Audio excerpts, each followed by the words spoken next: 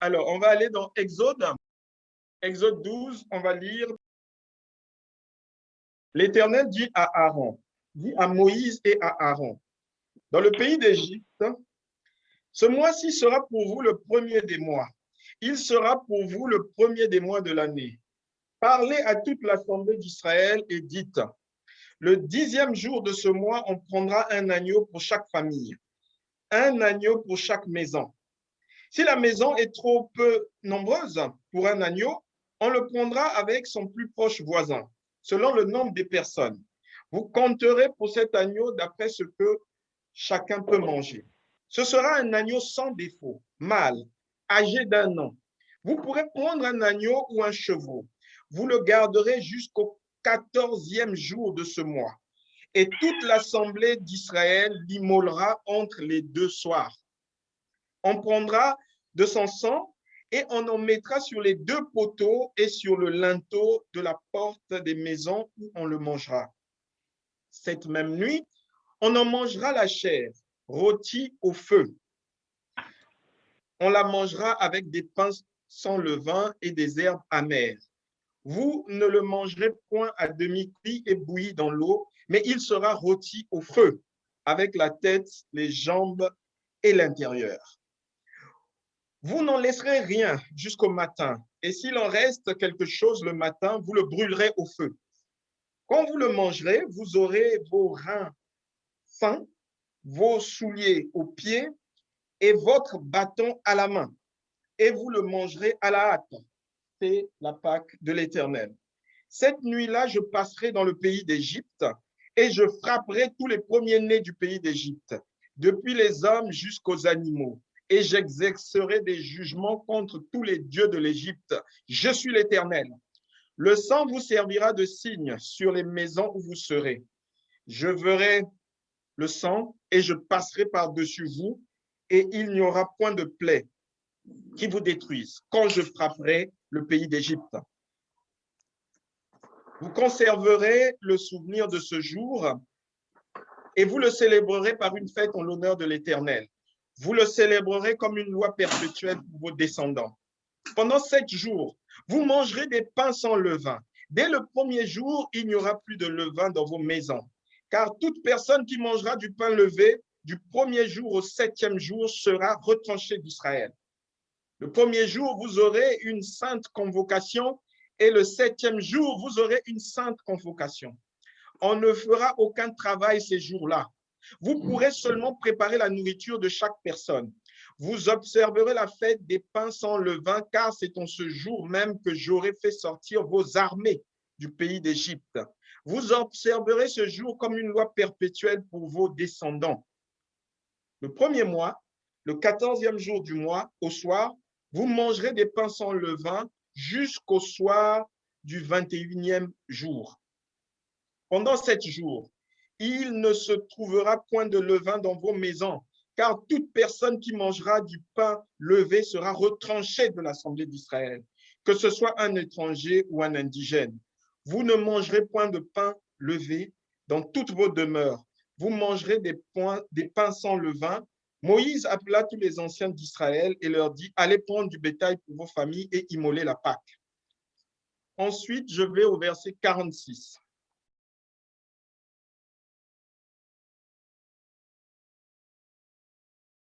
On ne la mangera que dans la maison. Vous n'emporterez point de chair hors de la maison et vous ne briserez aucun os. Donc ça, c'est l'agneau. Toute l'assemblée d'Israël fera la Pâque. Si un étranger en séjour chez toi veut faire la Pâque de l'Éternel, tout mâle de sa maison devra être circoncis. Alors il s'approchera pour la faire et il sera comme l'indigène. Mais aucun incirconcis n'en mangera. La même loi existera pour l'indigène comme pour l'étranger en séjour au milieu de vous. Tous les enfants d'Israël firent ce que l'Éternel avait ordonné à Moïse et à Aaron. Ils firent ainsi. Et ce même jour, l'Éternel fit sortir du pays d'Égypte les enfants d'Israël selon leur armée. Amen. Je vais prier, Seigneur, nous te bénissons. Merci pour ta part, Seigneur, cette puissance que tu as manifestée, toi qui es le Dieu de gloire, toi qui es le roi des rois. Saint-Esprit, continue ton rôle, Seigneur, à nous enseigner, Seigneur, à pénétrer nos cœurs, Seigneur, avec cette parole vivante qui est tranchante comme l'épée, Seigneur. Merci pour cette nourriture solide que tu nous donnes, Seigneur.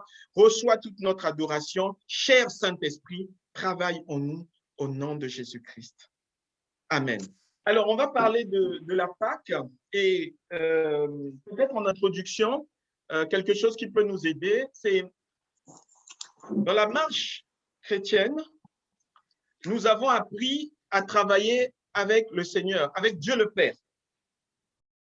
Nous avons appris à travailler avec Jésus-Christ. Mais remarquez que dans les temps de la fin, nous avons souvent du mal à travailler avec le Saint-Esprit. Parce que c'est toujours Dieu. C'est toujours Dieu. 3 égale 1, 1 égale 3. Travailler avec le Saint-Esprit, c'est une particularité parce que c'est lui qui nous enseigne, c'est lui qui nous console et c'est lui qui nous dirige. Donc, Dieu prend 3 étapes dans notre vie. Au début, le Père vient. Ensuite, le Fils vient. Ensuite, le Saint-Esprit vient. Pour la partie finale, c'est le Saint-Esprit qui est là avec nous. Le Père et le Fils résident dans nos cœurs par le Saint-Esprit. Un mystère, lorsque Jésus est entré dans Jean 2, il entre dans le mariage, il y a de l'eau. Il transforme l'eau en vin. Il y a un sens spirituel à ça. Tout ce que fait Jésus a un sens spirituel. Le sens spirituel, c'est que lorsqu'on reçoit le Seigneur, on est de nouveau. Là, on est dans l'eau. On est de nouveau. Remarquez, quand l'enfant sort, il y a toujours de l'eau. Mais il y a aussi du sang. Et du coup, le sang représenté par le vin, quand on a maintenant le baptême du Saint-Esprit, parce que celui qui est né de nouveau, nécessairement reçoit le baptême du Saint-Esprit. Et lorsqu'il reçoit le baptême du Saint-Esprit, c'est là que l'eau est transformée en vin. C'est un peu plus délicieux que de l'eau quand on prend le vin. Donc, on monte dans une autre dimension et le Seigneur, maintenant, va transformer la personne. La transformation va se faire. Le baptême du Saint-Esprit est aussi appelé baptême du Saint-Esprit et de feu. Donc, le feu va brûler sur la personne les mauvaises choses, le péché va brûler et ensuite, le Seigneur va développer les dons. Il y a des dons qui vont se développer au fur et à mesure. Et vous voyez vous-même que, par exemple, vos connaissances bibliques ne font qu'augmenter. Ça, c'est l'œuvre du Saint-Esprit. Au début, vous aviez du mal. Moi, je me souviens, il y a plusieurs années, je n'arrivais pas à situer qui est plus vieux entre Abraham et Moïse. Je me disais, mais attends, c'est d'abord Moïse ou c'est Abraham ou c'est... Ces choses aujourd'hui sont devenues d'une simplicité. C'est comme si j'avais vécu avec eux. Mais au début, on n'arrive même pas à placer les personnages de la Bible. Si on te dit qui est Josué, avant, tu peux te demander, mais Josué, où est-ce que je vais le placer? Où est-ce que je vais placer Caleb? Où est-ce que je vais placer Jérémie? Mais au fur et à mesure que tu lis la parole, tu arrives à les placer. Et le Seigneur s'est placé dans le temps. Lui, il est un Dieu d'éternité. Il est entré dans le temps. Et quand il entre dans le temps, c'est le Père, ensuite c'est le Fils, ensuite c'est le Saint-Esprit. Il y a 3 temps. Et ensuite, hop, on repart dans l'éternité. Le Saint-Esprit, le dernier à venir, hop, on repart dans l'éternité parce que Jésus revient, il dirige la terre, ensuite on va vers le jugement final, ensuite tous ceux qui sont pour lui repartent dans l'éternité avec lui et les autres vont dans l'éternité difficile. La Pâque, chez les Juifs, le mot de la Pâque, c'est Pessah. P-E-2-S-A-H. Aujourd'hui, on parle de Pâques avec S. C'est surprenant de dire, oui, joyeuse fête de Pâques, comme s'il y a plusieurs Pâques.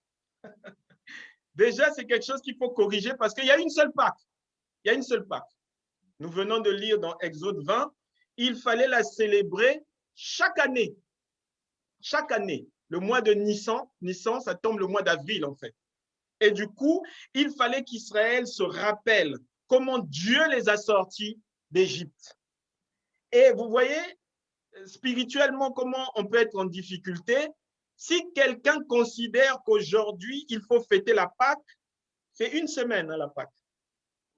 C'est une semaine. Il faut passer une semaine sans travailler, manger que l'agneau.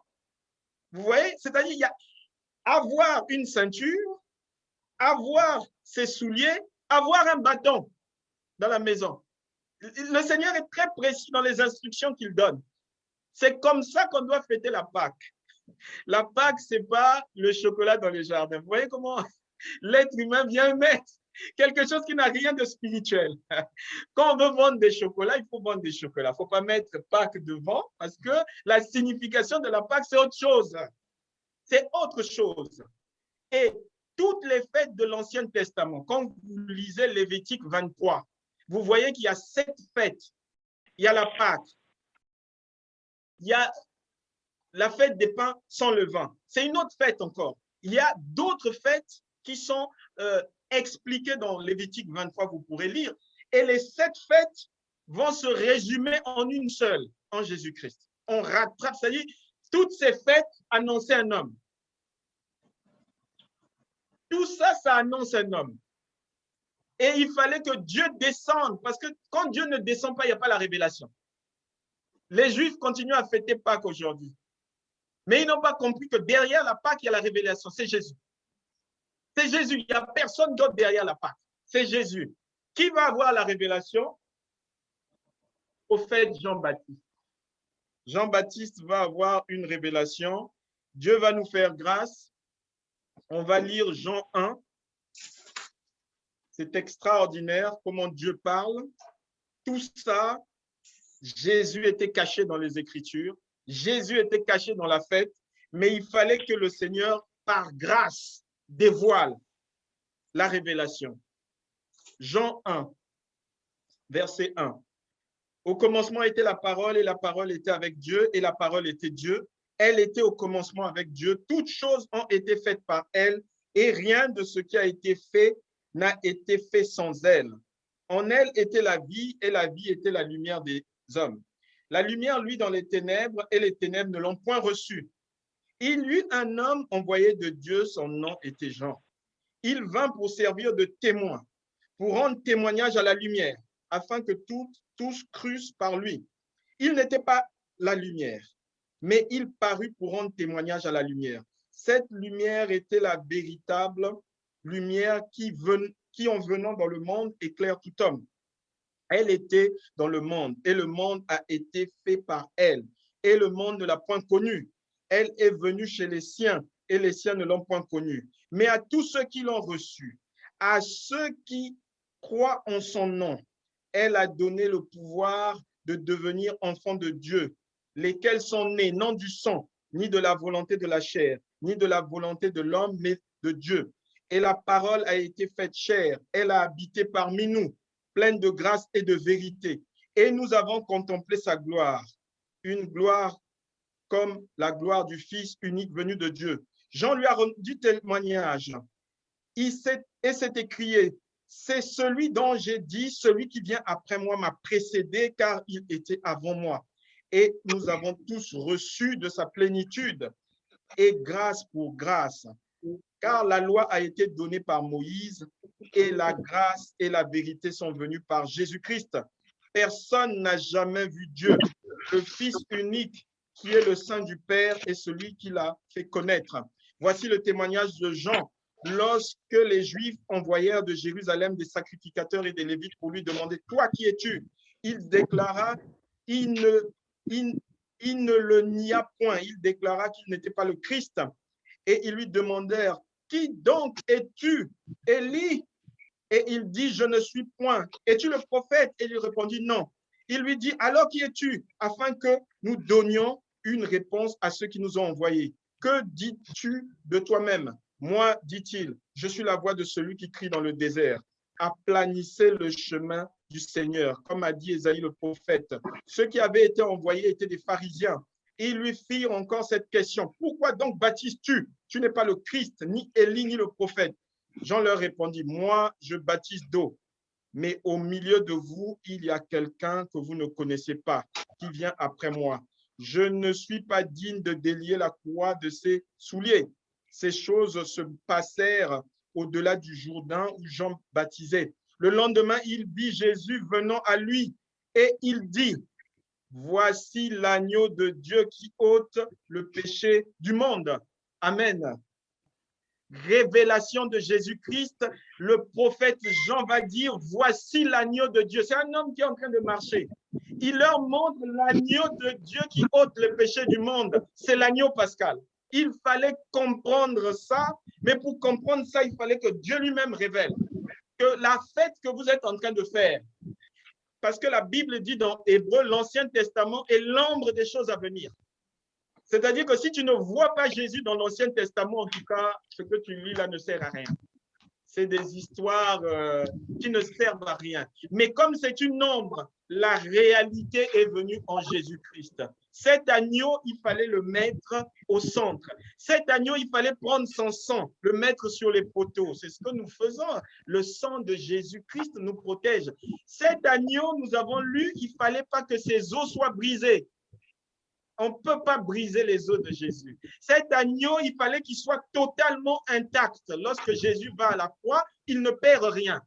Il ne perd rien et il ne peut pas pourrir. Il ne peut pas pourrir. C'est écrit dans Exode. La prophétie va finalement se réaliser parce que justement, le Seigneur va faire grâce à son peuple. C'est une prophétie. Et comme Moïse parlait en ce temps-là, ceux qui étaient là pensaient que tout se résume à répéter toujours la même chose. On va répéter la Pâque, on va répéter. Non, sa finalité, c'est Jésus-Christ. Et donc, Jésus-Christ ne peut que mourir pendant la Pâque. Ça, c'est difficile. Hein? C'est-à-dire que lorsque Moïse écrit de l'autre côté et qu'il faut venir maintenant à la réalité, la difficulté, c'est de lier. La Bible dit, j'aurais tant voulu rassembler mes petits. C'est-à-dire que le Seigneur rassemble sa parole. Il rassemble sa parole. Jésus entre dans le ministère à 30 ans. Vous savez que dans la Bible, il y a une tribu consacrée à Dieu dans l'Ancien Testament qui s'appelle la tribu de Lévi, où on entre dans l'exercice à 30 ans. Et l'exercice, justement, va durer 3 ans et demi. Tout ça, c'est prophétique. Et lorsque Jésus entre dans l'exercice, qu'est-ce qui va se passer? Jésus va faire sa première Pâque. La révélation de Jean-Baptiste est là et Jésus va aller encore plus loin. Ceux qui sont là ne comprennent pas, mais qu'est-ce qu'il est en train de raconter?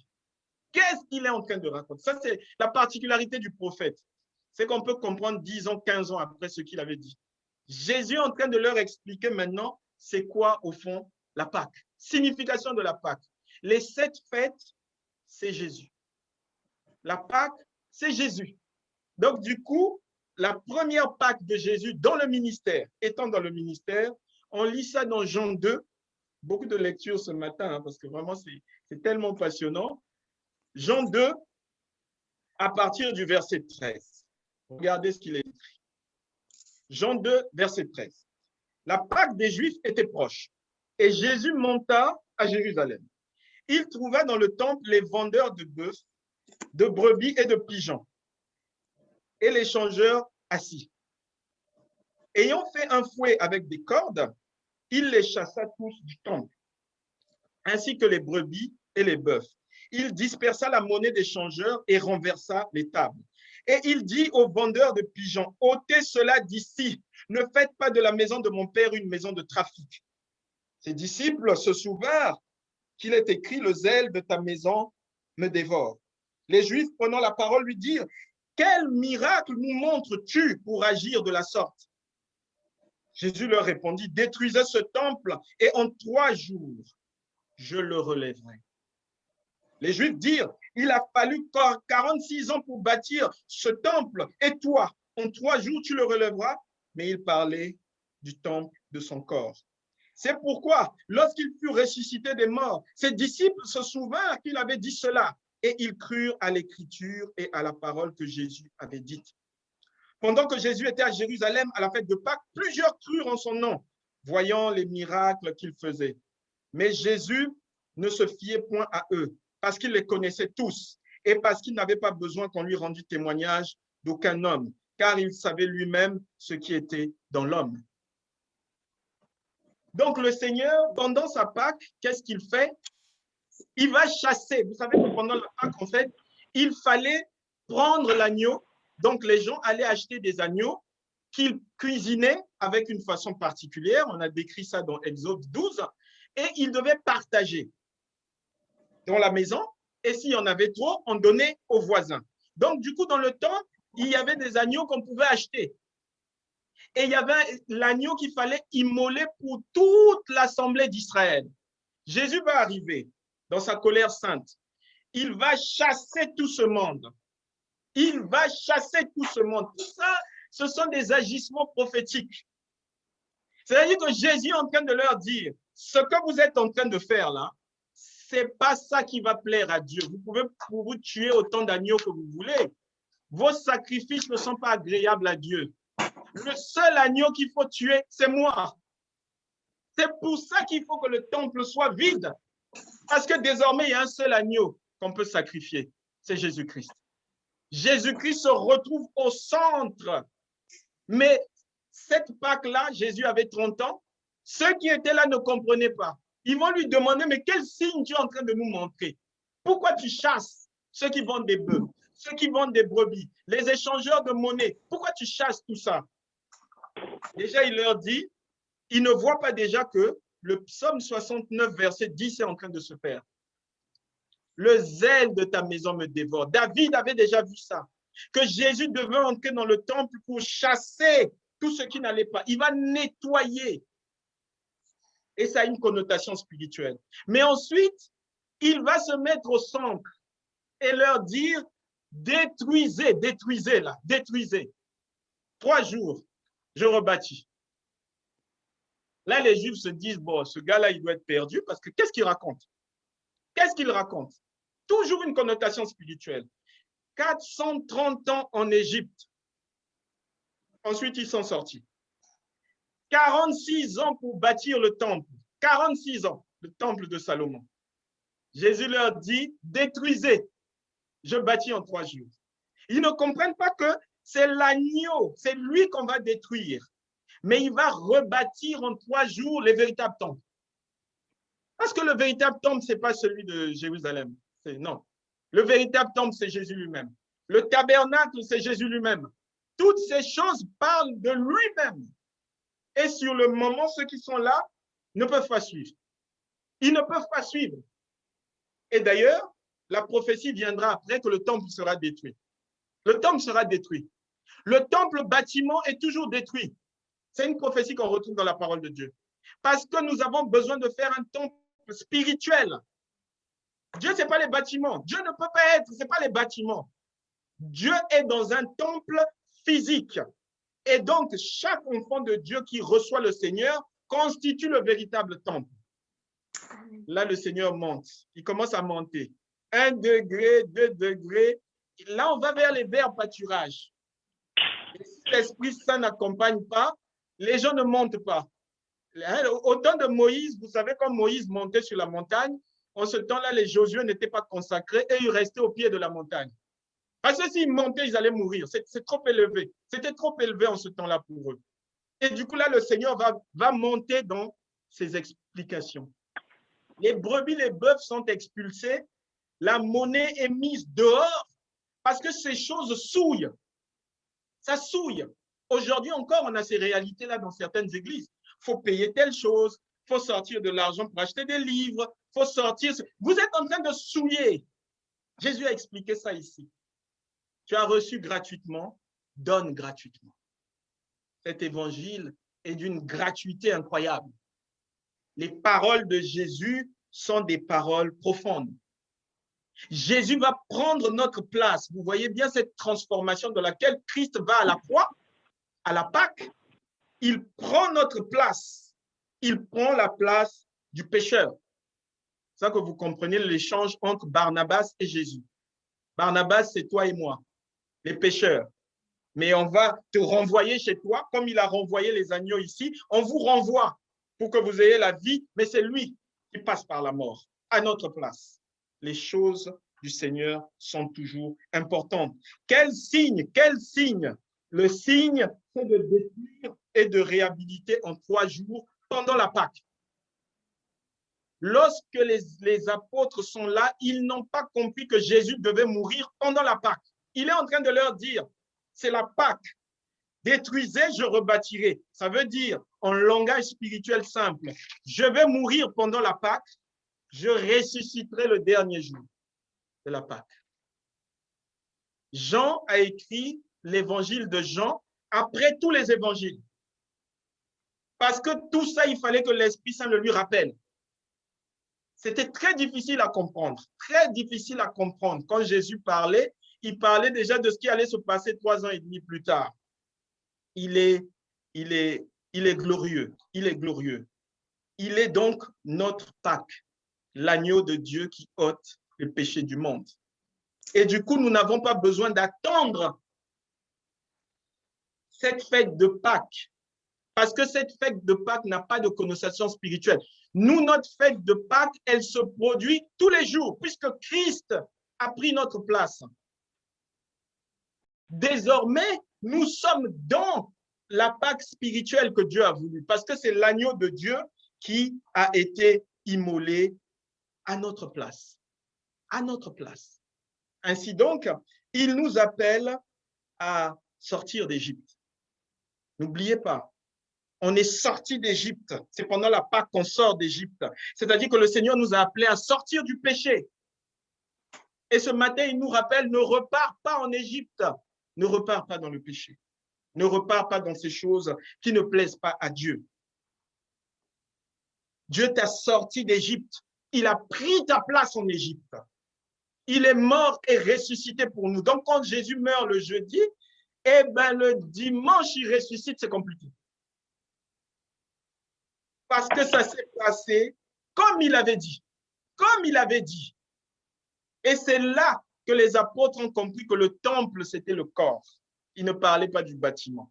Le temple, c'était le corps. Le Seigneur rappelle que pourquoi ne comprenez-vous pas mon langage? Le Seigneur a un langage spirituel. Et vous voyez aujourd'hui, on nous a ramené dans un langage charnel pour la Pâque. C'est devenu charnel.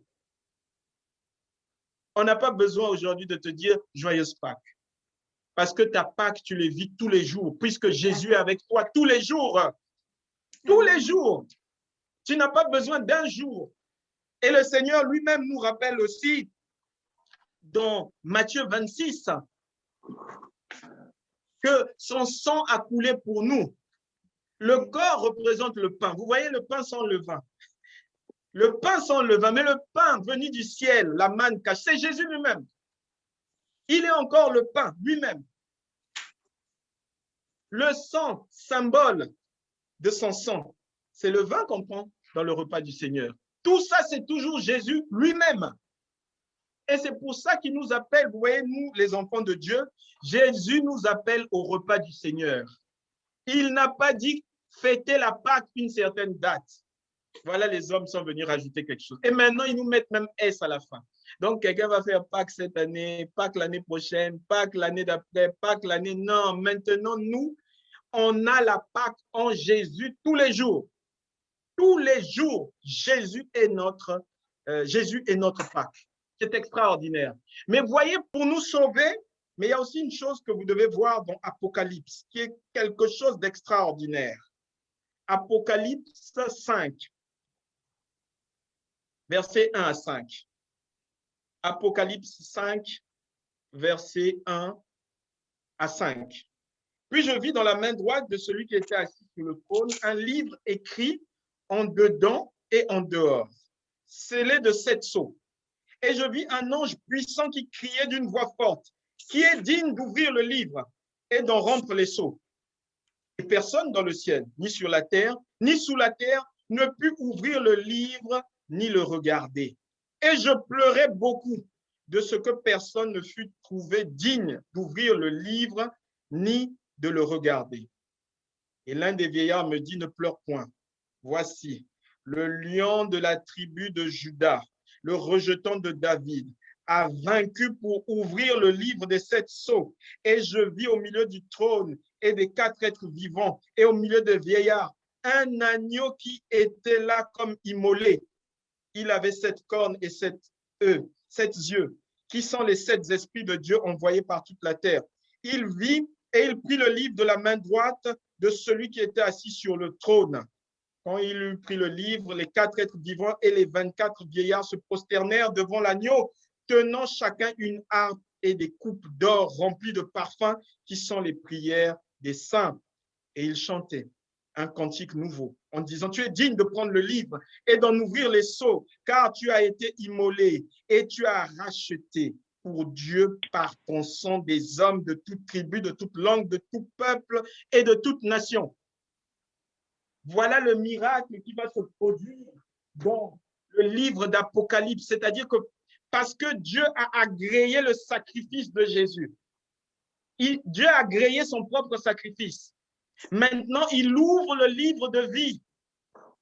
Vous voyez l'explication, c'est-à-dire que si Dieu n'avait pas agréé son sacrifice, il n'allait pas ouvrir le livre de vie, parce qu'il n'y a personne qui est jugé digne d'ouvrir le livre. Comment on allait faire? C'est la mort. C'est la mort. Donc, Dieu va ouvrir le livre et en fait, les sceaux vont arriver, les 7 sceaux de l'Apocalypse. Pour l'instant, nous sommes au 4e sceau. Mais toutes ces choses arrivent parce que l'agneau a été jugé digne d'ouvrir le livre. Donc, le Seigneur a ouvert le livre de ta vie par son sacrifice. Et c'est ça l'agneau immolé qui a été jugé digne d'ouvrir le livre pour chacun d'entre nous. La pensée charnelle est entrée dans l'Église. C'est pour ça qu'aujourd'hui, de façon charnelle, vous voyez que l'Église fête Noël, vous voyez que l'Église fête la Pâque, c'est charnel. Parce qu'en Jésus-Christ, le chrétien n'a qu'une seule fête, c'est le repas du Seigneur. Vous voyez comment on peut contredire Jésus sans se rendre compte. Jésus a dit, faites ceci en mémoire de moi. 1 Corinthiens 11, Matthieu 26, c'est le repas du Seigneur. Et toutes ces fêtes se retrouvent dans le repas du Seigneur. Et nous, tous les jours, nous vivons la grâce de toutes ces fêtes. Parce que l'agneau a été jugé digne. L'agneau a été jugé digne. Mais bien aimé, comment expliquer aujourd'hui que les gens prennent un seul jour pour fêter quelque chose d'aussi extraordinaire? Extraordinaire. De là où nous étions, de l'Égypte. Souvenez-vous, quelle a été ton Égypte? Qu'est-ce que tu as vécu dans le péché? Quelles sont les rues que tu as abordées dans le péché? Où allais-tu quand tu étais pécheur? Dieu t'a sorti de là. Dieu t'a sorti de là. Il est donc ton agneau pascal. C'est lui qui t'a sauvé. Je veux ce matin dire à quelqu'un, ne retourne pas en Égypte. Que le Seigneur te donne toute la puissance, toute la grâce de marcher dans ses voies et que cette Pâque soit une Pâque dans ton cœur parce que tu te souviens de ce que ton grand roi, le lion de la tribu de Juda, vous remarquerez ses 2 faces. Il est agneau, mais il est lion aussi. Il y a des moments où il doit rugir. Et quand le lion rugit dans la forêt, personne ne bouge. Il faut qu'il rugisse dans ta vie parce qu'il a été l'agneau pour te délivrer. C'est la douceur de Dieu. Il t'a délivré. Souviens-toi de là où il t'a mené. Que toute distraction s'arrête dans nos vies. On ne peut pas se distraire, c'est-à-dire que le combat est foudroyant. Lorsque vous lisez Joël 2, 27, on est choqué de voir que le Seigneur dit, voici mon armée. Et c'est une armée de sauterelles. Le Seigneur prend même des bêtes pour devenir une armée, parce que parfois l'homme a quitté son poste. L'homme a quitté son poste. On est au combat. On ne peut pas me distraire face au combat. Les choses sont spirituelles. Le Seigneur m'a donné la puissance. Il m'a délivré. J'ai vaincu les Égyptiens. Dans Exode 14, Dieu dit à Moïse, regarde ces Égyptiens, tu ne les verras plus jamais.